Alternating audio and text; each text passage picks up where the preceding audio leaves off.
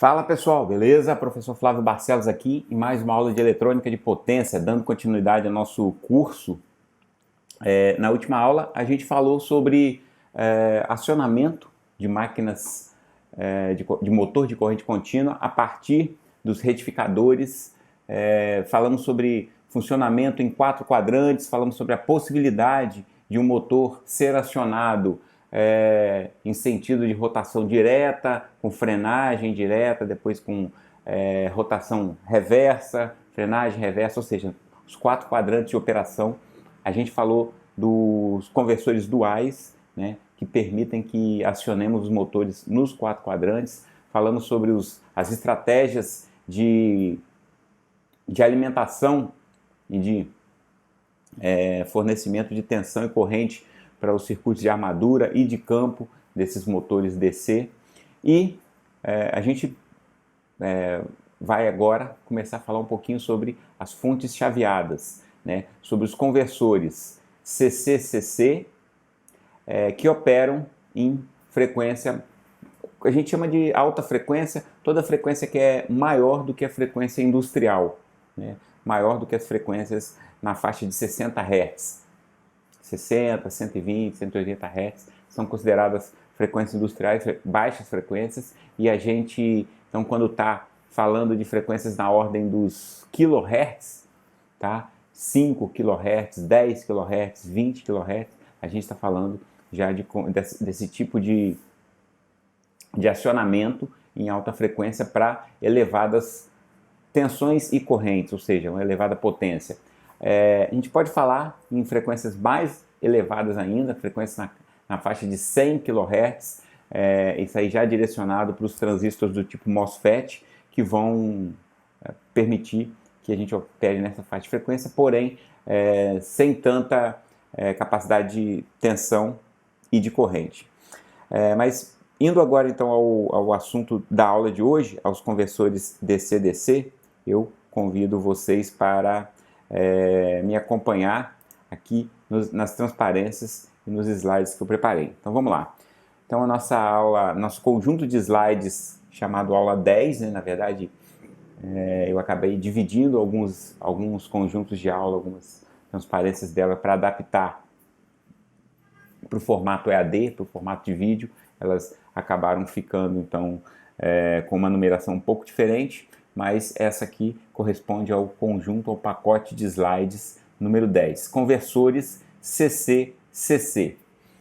São largamente aplicados em fontes de alimentação chaveadas, né? O que é uma fonte chaveada?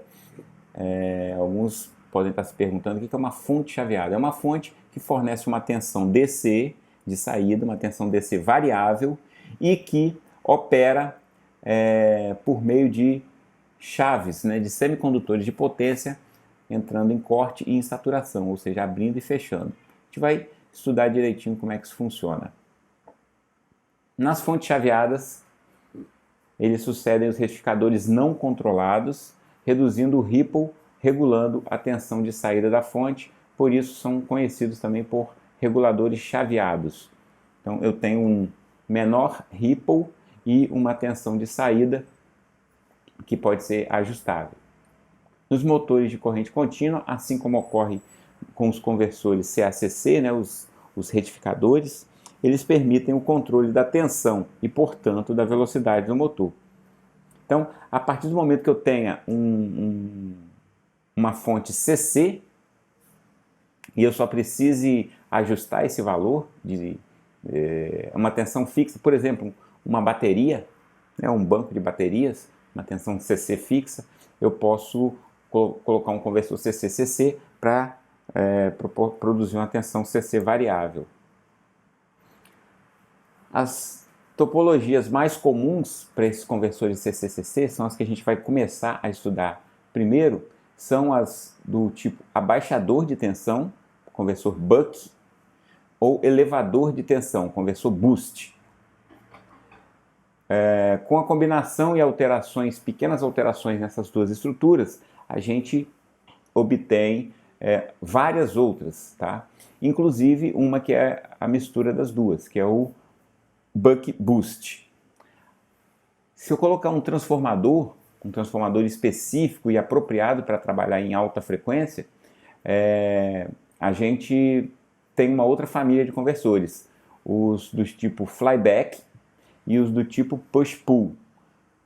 Também há alguns outros conversores isolados, como half bridge, né, meia ponte, e full bridge, ponte completa. Algumas características aí desses conversores CC-CC. Esses conversores CC-CC também são chamados de choppers, né? Choppers. Essa alta eficiência que é indicada aí, entre 60% e 90%, ela se dá porque esses conversores, eles operam sempre ou no corte ou na saturação, ou seja, eu sempre busco estar operando uma hora com tensão na minha chave e sem corrente, e uma outra hora apenas com corrente na minha chave e sem nenhuma queda de tensão em cima dela, ou seja, de tal forma que eu não tenha perda significativa ou que eu tenha a menor perda possível, né? Minimize essas perdas em cima das chaves, em cima dos semicondutores. E quem são esses semicondutores de potência que operam nesses elementos aí? São justamente esses últimos que vocês estudaram, os transistores do tipo BJT ou MOSFET. Em altas frequências, os transformadores, né, os elementos magnéticos, indutor, transformador, eles podem ser menores. E os capacitores também, né, com menos peso e tamanho.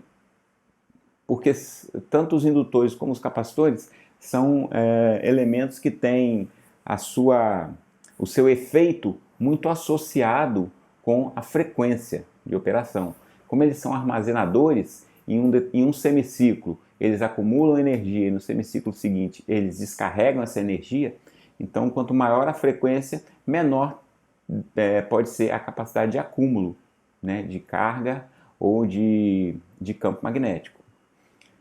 São fontes de ruído e interferência eletromagnética, então como eles operam em alta frequência, acaba provocando uma variação grande das grandezas elétricas e magnéticas no tempo. Então eu tenho um elevado dV/dt, um elevado dI/dt e um elevado dφ, né, do fluxo magnético, um elevado dφ/dt.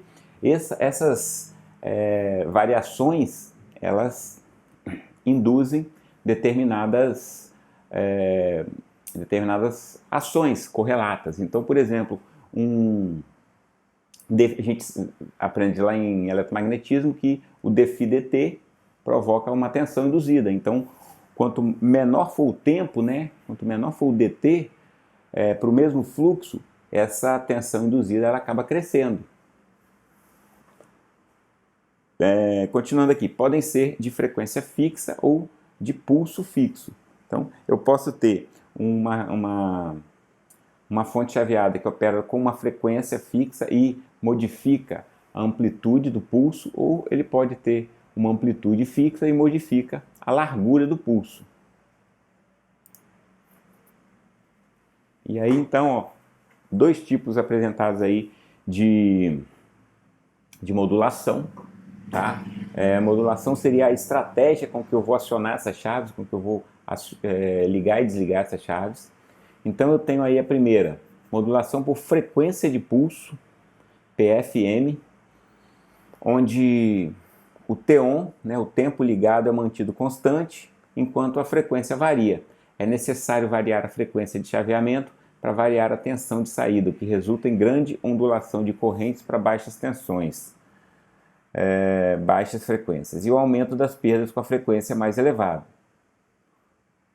Modulação por largura de pulso, PWM, ela define uma frequência de chaveamento fixa, ou seja, o meu período, o T-on mais o T-off, eles são constantes, né? O período total é constante, e eu posso então estar variando aí o T-on e o T-off, mantendo de tal forma que esse período se mantenha constante.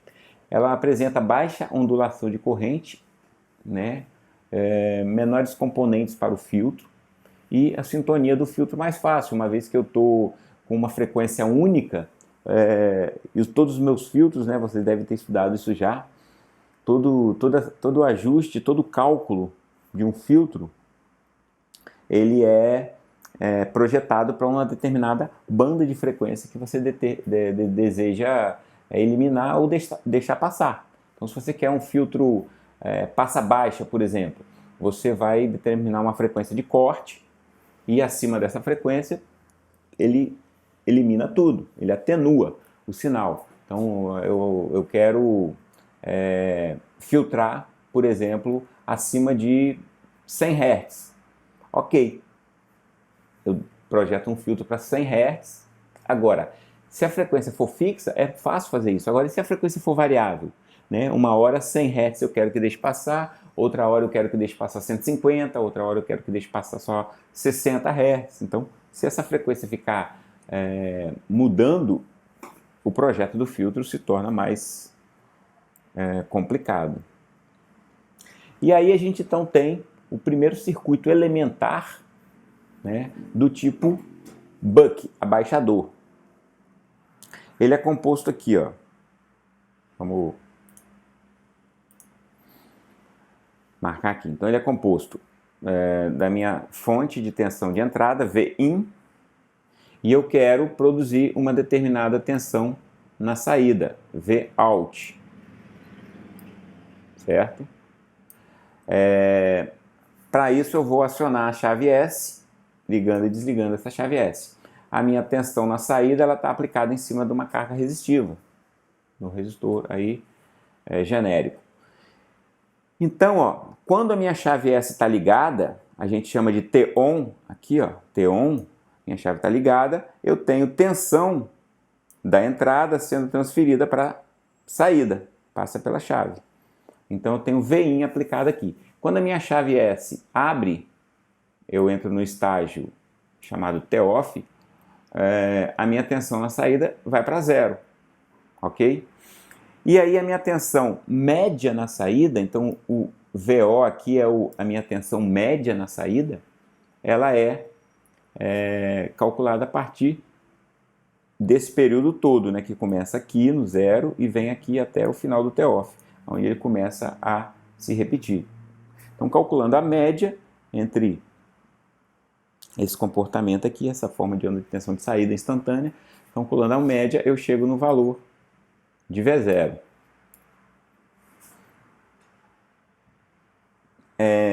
Aqui uma ilustração de como é que funciona, né, qual é a ideia por trás do PWM. PWM a ideia é manter o período constante aqui, né? Estou chamando aqui de TP, esse período aqui constante, TP. Então eu tenho um tempo que ele fica ligado, T-on, e tem um tempo que ele fica desligado, T-off. Tá? Esse aqui é o sinal de acionamento da chave, o sinal de pulso. T-on e T-off. Esse valor máximo aqui está chamando de tensão de pico, né? E aí a gente então tem esse sinal aplicado a um circuito que vai me oferecer aqui uma tensão de saída que vai ser proporcional ao valor máximo, a tensão de pico, aqui VPK, vezes essa razão cíclica. A gente já estudou sobre essa razão cíclica aqui anteriormente, que é a razão entre a divisão entre T-on e o T total. Então essa é a ideia aí do PWM. Como que esse PWM pode ser construído? Como que ele pode ser gerado ou projetado para que ele obtenha a característica que a gente quer a partir de elementos de eletrônica. Então, a partir de um comparador, tá, que pode ser simplesmente um amplificador operacional, eu, com uma tensão de controle e uma forma de onda dente de serra, eu vou ter um sinal de comando para a chave. Então esse aqui é o circuitinho eletrônico elementar que pode proporcionar a lógica de construção do PWM.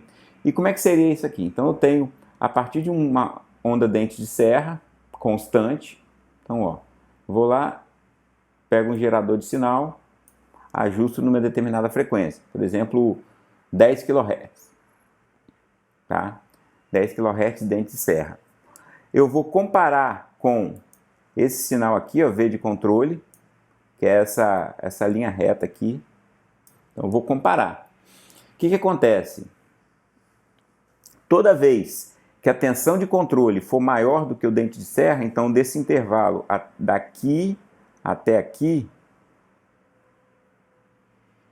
a minha tensão de saída vai assumir um estado. Nesse caso, a gente definiu que quando a tensão de controle for maior do que o dente de serra, a tensão de saída vai ser ON, vai estar ligada. Então, vai vir aqui. Aí, o dente de serra vai crescendo, né? Vai crescendo aqui, ó. Crescendo. Quando chegou nesse ponto, o dente de serra... Opa!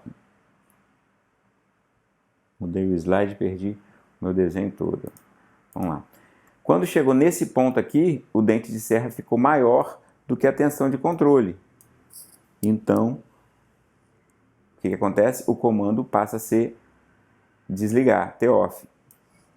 Então, enquanto o dente de serra estiver maior do que a tensão de controle, eu tenho T-off aqui, ou seja, 0 na minha chave. Aí, o dente de serra vem, cai abruptamente, se torna menor do que a tensão de controle, aí a minha saída vai para 1, liga de novo, e fica assim enquanto a tensão de controle for maior. E aí vai se repetindo. Então, à medida que eu observo que essa tensão de controle pode ser simplesmente uma saída de um potenciômetro. Vou desenhar com essa canetinha aqui do slide é horrível. Deixa eu tentar ver se eu melhoro ela. Mas acho que deu para entender. Deixa eu ver se eu consigo fazer um negócio melhor aqui. Ó. Eu quero dizer que isso aqui é um potenciômetro, né? Então imagine que a gente tem aqui uma tensão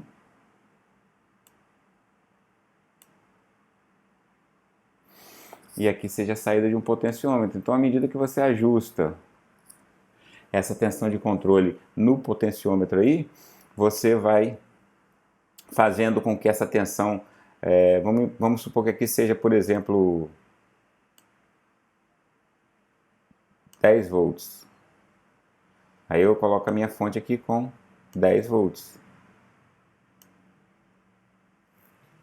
Né? Então, a tensão vai variar de 0 a 10, de 0 até 10. Eu tenho uma faixa de controle aqui, e aí assim é produzido o PWM. Beleza?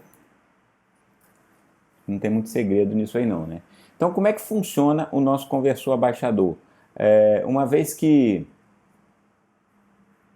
a gente vai acionando aqui a minha chave nas posições A, B, ó, quando a minha chave está na posição A, o que acontece?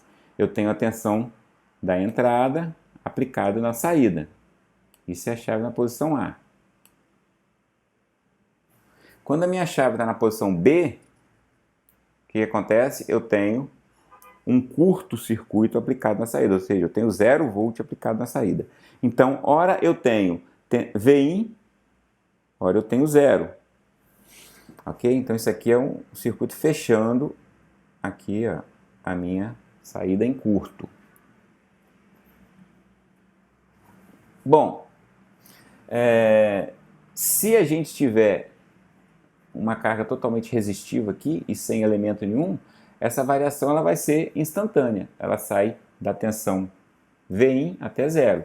Agora, se eu tiver um indutor aqui, esse indutor ele vai acumular energia e no momento que eu fechar a chave para a posição B, esse indutor descarrega essa energia que ele acumulou em cima da minha saída, da minha carga. Então ele faz com que o decaimento aqui dessa tensão ele seja mais gradual, de tal forma que eu consiga manter um valor aqui, ó, que não chega a zero, diferente de zero, maior do que zero. Ou seja, eu melhoro o ripple dessa tensão de saída. Ela fica variando entre um valor máximo e um valor mínimo aqui, ó. Né? Não tem uma variação tão grande aí entre chegando a zero. E aí a minha média, ela vai estar aqui no valor intermediário, que ela continua sendo calculado como a tensão máxima, que é a tensão de entrada, de entrada aqui, ó, multiplicada pela razão cíclica, que é T1 dividido pelo período total, que é a soma de T1 mais Toff. Essa razão cíclica, ela pode ser, é o D, né, ou delta, né, que a gente já viu isso nas primeiras aulas. Então, a tensão de saída do conversor Buck, ele é simplesmente a razão cíclica, o delta, ou D, multiplicado pela tensão de entrada. Bem simples. Então, se eu tiver, por exemplo, a metade do tempo ligada e a metade do tempo desligada, eu vou ter T1 sobre T1 mais Toff, vai dar isso aqui, resultado dessa conta aqui dá 0,5. Então, eu vou ter a minha saída como sendo igual a 0,5 vezes a tensão de entrada. Então, se eu tiver, por exemplo, aplicando aqui 10 volts, eu vou ter na saída 5 volts, né, numa razão cíclica de 0,5. Beleza? Vamos apagar um pouquinho isso aqui e voltar, detalhar um pouco mais essas expressões que estão sendo mostradas aí. Então, olha só. Considerando aqui, ó, um indutor, L, e a tensão sobre o indutor. Tensão sobre o indutor é L dI dt. A gente aprende lá em circuitos.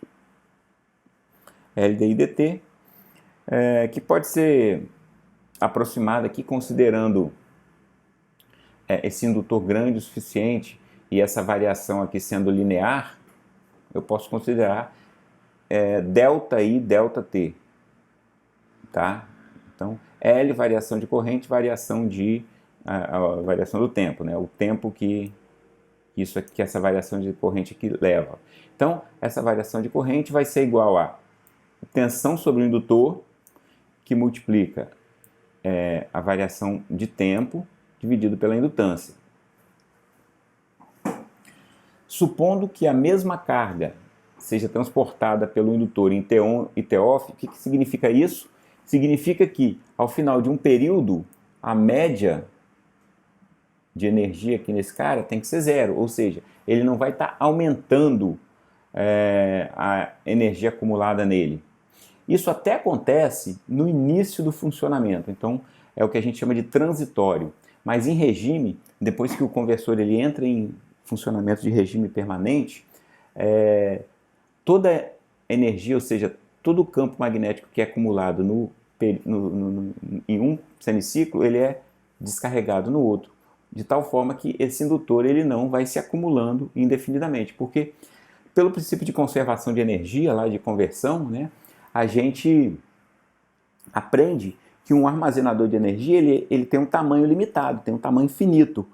Eu não consigo ir injetando, enfiando campo magnético, enfiando energia magnética dentro de um indutor indefinidamente, senão ele, né, como um acumulador de energia, ele vai ficar, né, iria ficar tão abarrotado de energia que iria, né, em determinado momento explodir. A gente sabe que isso não acontece. No balanço de energia, toda energia que entra, ela sai. Da mesma forma que também não poderia ser negativo esse balanço, porque esse indutor não poderia estar criando energia e nem ficar devendo energia para o universo. Isso é uma situação fisicamente impossível. Ou seja, essa conclusão aqui de que a mesma carga é transportada pelo indutor em T1 e Toff é absolutamente verdadeira. Toda a energia que entra no semiciclo ela é devolvida no semiciclo seguinte. Sendo assim, essa variação aqui, ó, essa variação de tensão, que é a tensão no indutor, no semiciclo positivo, ela também está submetida à variação de tempo. Então, quando a chave está fechada, vamos botar aqui a chave na posição A, né? O tempo que ela leva para fazer isso é T1.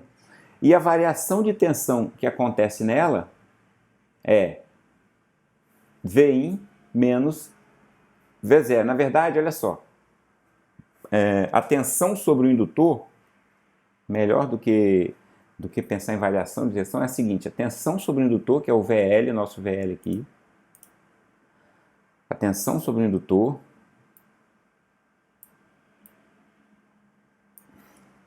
ela vai ser em determinado momento. Quando a chave está na posição A,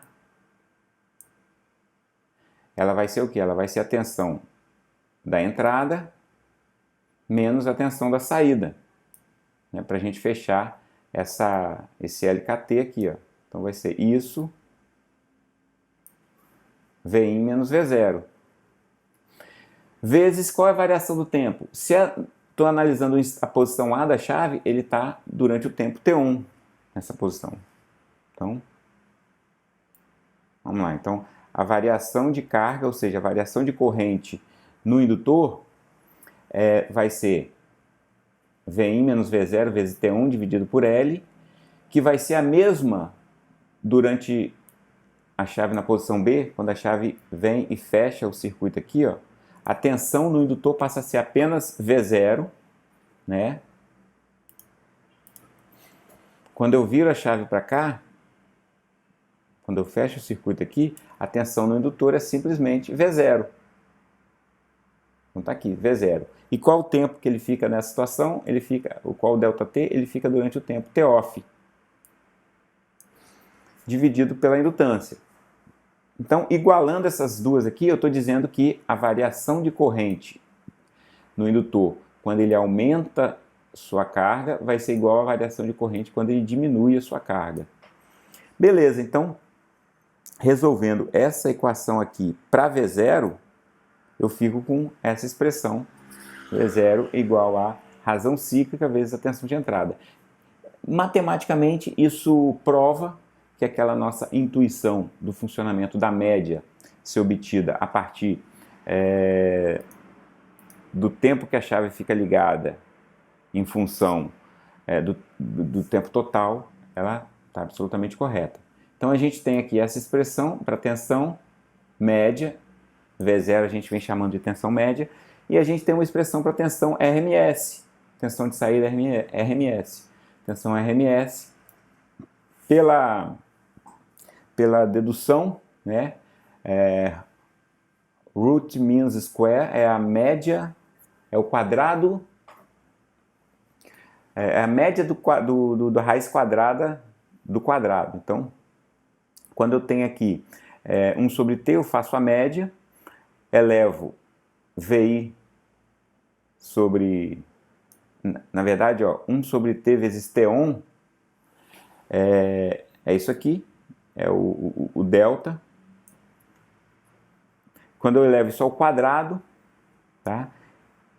E extraio essa raiz quadrada, eu fico com uma equação bem parecida, que agora eu tenho a tensão de entrada, né? Isso aqui é VIN, faltou o Nzinho aqui, VIN vezes raiz da razão cíclica, raiz de delta, ou do D da razão cíclica. Esse é o valor, volta aqui, esse é o valor RMS. Então, aqui o valor médio, V0, delta Vin, e aqui o valor RMS, raiz de delta Vin.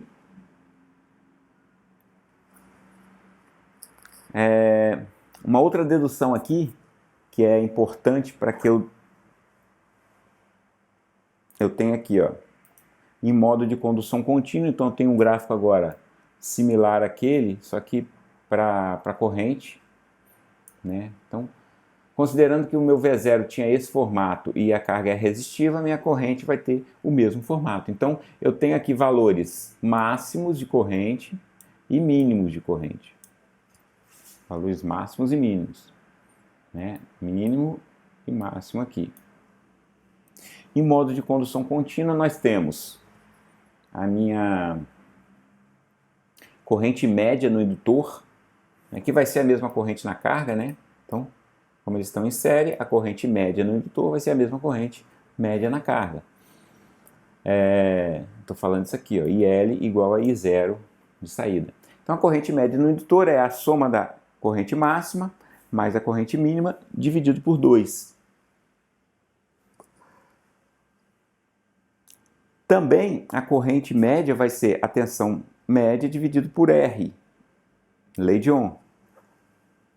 Logo, eu posso dizer que I máximo mais I mínimo é igual a 2 tensão de saída, VO, sobre R. Essa é a minha equação, que eu chamei de equação 1. Mas também, né, lá da expressão da definição do indutor, eu tenho que a variação de corrente vai ser igual a tensão sobre esse indutor, vezes a variação de tempo, ΔT, vezes L. A variação de corrente é simplesmente I máximo menos I mínimo. Ok? Máximo menos I mínimo. Então, eu igualo I máximo menos I mínimo com a minha expressão aqui. Então, a tensão no indutor durante o tempo T-off, por exemplo, vai ser V0, porque essa chave aqui vai estar na posição B, né? Então, a tensão que vai estar no indutor é a tensão de saída, que vai estar clicada aqui, própria tensão V0. V0 vezes o tempo que ele está desligado, dividido por L. Então, eu chamo isso aqui de equação número 2. Equação 1 e equação 2. E aí, se eu fizer 1 mais 2, por exemplo, eu obtenho que a corrente máxima é igual a V0 sobre R mais V0 sobre 2L T-off, e que a corrente mínima é igual a uma equação muito parecida, V0 sobre R também, só que menos VO sobre 2L T-off. Então, a única coisa que muda é esse sinal, né? Vou voltar aqui, ó. A única coisa que muda é o sinal. Aqui é mais e aqui é menos. Então, eu tenho uma expressão que eu posso calcular a corrente máxima e a corrente mínima.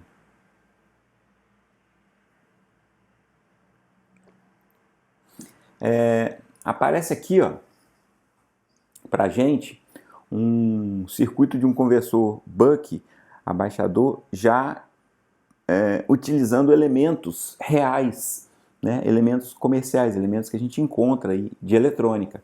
Então, eu tenho a minha fonte aqui, que é uma fonte DC qualquer, pode ser um banco de baterias, pode ser a saída de um retificador não controlado, né? Lembra, o retificador não controlado ele oferece uma tensão constante, DC constante. Então, se eu precisar variar essa tensão, diminuir essa tensão, por exemplo, eu uso um abaixador. Aqui é a minha chave, está representada aqui por um MOSFET M1, é a minha chave de potência. Eu tenho um diodo D1 aqui, que vai fazer o papel de quando esse MOSFET abrir o diodo D1, ele fecha o circuito, simulando o funcionamento total do conversor Buck. Aqui o meu indutor e aqui a minha carga. Né? Minha carga agora ela tem um elemento capacitor aqui fazendo uma filtragem também de ripple de tensão. Aí, ó, a ondulação de corrente, variação da máxima, né, menos a mínima, vai ser igual a V0 sobre L T-off, a gente já fez essa análise. Tensão de saída fica toda aplicada no indutor.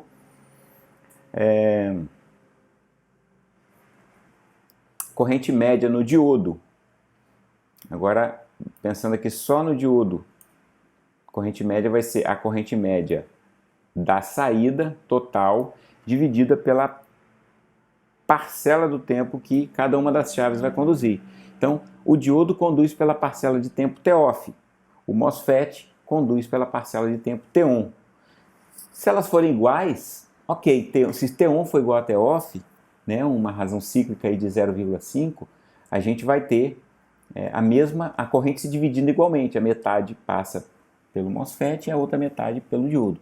Agora, se tiver diferenças, então você vai ter uma corrente média maior em cada um, respectivamente no elemento que estiver conduzindo a maior parcela do tempo. Do lado de cá, eu tenho uma análise das potências, né, desprezando as perdas. Eu tenho que a potência de entrada vai ser a tensão de entrada vezes a corrente de entrada. E a potência de saída, o PO, vai ser a tensão de saída. Opa, volta aqui. A tensão de saída, VO, vezes a corrente de saída, IO. Logo, a minha corrente de saída, ela pode ser escrita como a tensão de entrada dividido pela tensão de saída, que multiplica a corrente de entrada. Ou, em outras palavras, a minha corrente de saída vai ser igual à corrente de entrada dividido pelo delta. Então, a minha razão cíclica, que é diretamente proporcional nas tensões, ela é inversamente proporcional nas correntes. Observa, então, que tem umas semelhanças entre esses conversores DC-DC do tipo abaixador e elevador com os transformadores, né? As semelhanças são, eu tenho uma tensão de entrada e tenho uma tensão de saída que se relacionam diretamente pela relação, não pela relação de transformação, e sim pela relação cíclica. E essas correntes de entrada IN e IN e a corrente de saída IO, de output, elas também se relacionam, só que com uma proporção inversa. Ela é inversamente proporcional à razão cíclica. Então, guarda algumas semelhanças com o transformador, né? Só que tem uma grande diferença, uma diferença marcante é que o transformador é um elemento de corrente alternada, funciona só em corrente alternada, e esses conversores funcionam só em corrente contínua. Aqui a gente tem a análise etapa a etapa do funcionamento do conversor abaixador. Então, olha só, durante a etapa onde a minha chave M1, né, que é a minha única chave controlada aí do circuito, meu transistor, quando ele está em saturação, ele está fechado, ele fecha um curto aqui, o que ele faz com isso? Ele abre o circuito de D1. D1 fica reversamente polarizado, é um circuito aberto. Ou seja, eu tenho apenas a malha de fora aí que está desenhada em negrito no funcionamento. Esse aqui é a operação T1, enquanto a chave está acionada, está ligada. Quando eu retiro o comando da chave M1, ou seja, mando ela ir para corte, mando ela abrir, quando ela abre, esse diodo imediatamente ele entra em curto, ele se polariza diretamente, então ele fecha o meu circuito aqui, ó. Fecha meu circuito nessa segunda figura aqui, também na parte em negrito. E aí a gente então tem a nossa chave M, né? Nossa chave M, a corrente M, ela só existe enquanto a chave está fechada.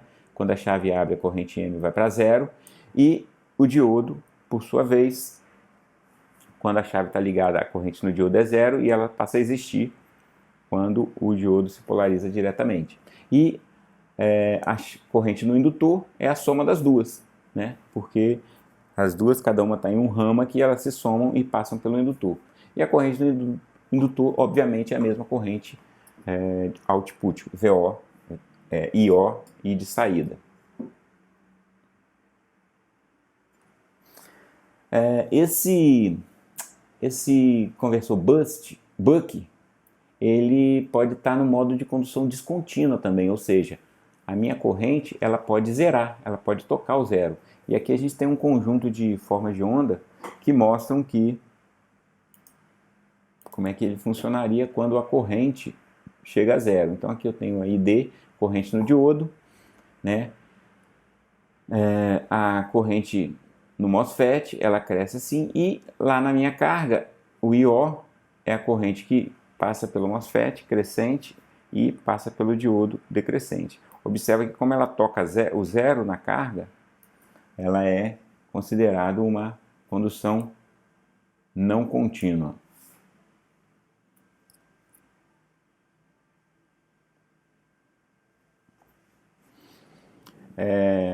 Nesse slide eu tenho um diagrama de controle completo, onde eu posso implementar uma estratégia de controle da seguinte forma. Eu tenho então a minha rede elétrica, main, é a minha rede elétrica, meus 220, por exemplo, tem um 220 trifásico, aí eu passo por um retificador e um filtro, e aí eu obtenho aqui uma tensão contínua, bonitinha,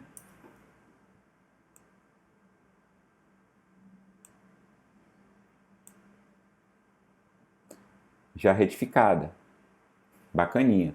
Aqui na entrada eu tinha a senoide, né?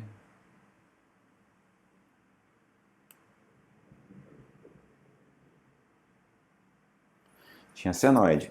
Passou pelo retificador, ficou contínua, só que ela ainda é fixa. Aí então eu passo por um chopper, nesse caso aqui um chopper inversor, tá?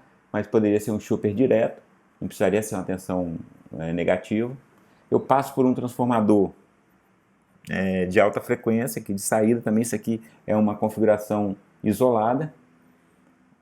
Nesse transformador aqui eu tenho um retificador e eu tenho uma tensão de saída variável. Essa tensão de saída variável, ela realimenta um controlador que vai indicar qual é o sinal de acionamento para esse meu inversor.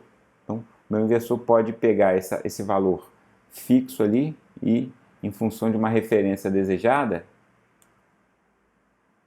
ele transforma um sinal DC, só que variável, que varia aí, mas pode ser ajustada essa tensão de saída. Então, se a minha tensão de saída tem que ser 12 volts, por exemplo, e ela está dando 13, essa realimentação informa que eu tenho que diminuir o T-on de tal forma que eu abaixo, né? E aí ele cai. E se ele abaixou demais, ele foi para 11, aí esse cara aqui vai realimentar e vai informar que tem que aumentar um pouquinho mais o T-on para chegar nos 12. E assim essa malha de controle fechada vai atuando, vai funcionando e a gente mantém uma tensão de saída dentro do set point desejado. Como é que esse diagrama de blocos ali pode ser implementado num conversor buck? Né? A nossa chave, conjunto de chave, posições A e B, aqui a gente utiliza um MOSFET M1, um transistor M1 e um diodo D1. Chave posição A e posição B, nosso indutor, nossa saída com um filtro capacitivo. Uma amostra do sinal de saída, ela entra aqui no nosso controle PWM, ela é comparada com o valor de tensão de referência e ele aciona aqui o meu MOSFET segundo uma lei de controle que vai dizer que se o erro está positivo, ele atua de uma forma no T1. Se o erro está negativo, ele atua de outra forma, fazendo esse controle PWM aqui aplicado ao transistor. Certo? E aí a gente, então, fica como tarefa para vocês, para casa, esse exercício número 1, tá? Que é o seguinte, aqui não está o enunciado dele, mas ele consiste em uma fonte de tensão de 100 volts sobre uma frequência de 1 kHz. Eu tenho as seguintes especificações, uma corrente de entrada, né, que passa pela fonte aqui de 1 ampere, uma razão cíclica, ou seja, o delta, que pode ser calculado a partir desse T1. Então foi informado aqui o T1, eu tenho o T1, eu tenho a frequência, com isso eu tenho o período inteiro, o T, divide T1 pela frequência, você tem a razão cíclica, você tem o D. Com isso eu quero que vocês calculem a tensão na saída. Quem é a saída? A saída basicamente aqui, né? Lembra que o valor médio de tensão no indutor é sempre 0, então você tem a sua tensão aqui, nesse resistor, que vai ser calculada em função desses valores, ok? Então você tem isso aqui. Aí eu quero que você calcule então a tensão, vamos botar aqui, ó. Eu quero que você calcule o V0 e quero que você calcule o I0, que é o valor médio. Quero que você calcule o essa variação de corrente, o I mínimo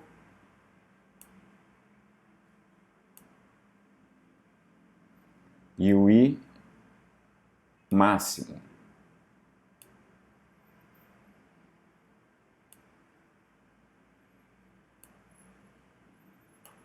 Escrever com isso é horrível, mas tudo bem. I mínimo e I máximo. Então, vai me calcular essas quatro